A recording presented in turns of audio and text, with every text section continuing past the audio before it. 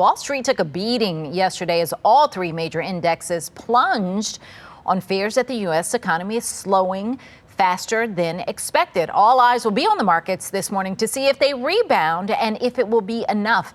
Economist Anaban Basu with Sage Policy Group is joining us this morning. Good morning. Good morning. A lot of people feeling pretty panicked yesterday. Is there cause for that, or is this in the long run not going to be as impactful as people right now are fearing it is? We don't know. You don't know the future. Yesterday was pretty disorderly.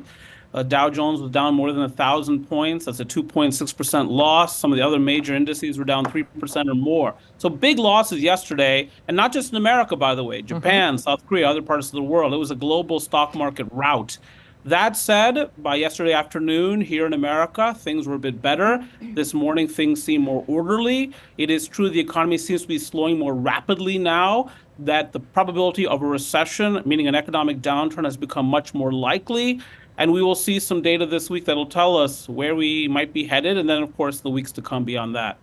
Should the Feds have cut the interest rate in their last meeting? And what are the chances that they will have this emergency session and this emergency cut, as some people are calling for?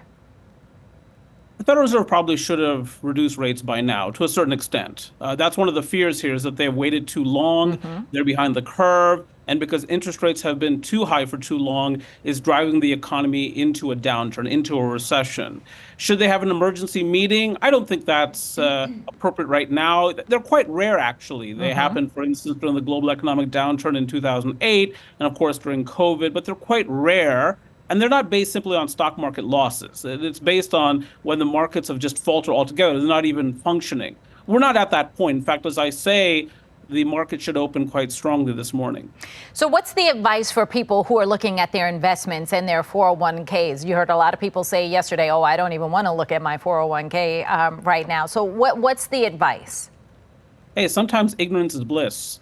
So don't touch that 401k. Keep saving for retirement. This too shall pass. I've been trying to listen to as many financial advisors as possible the last 24 hours. All of them are saying, don't panic.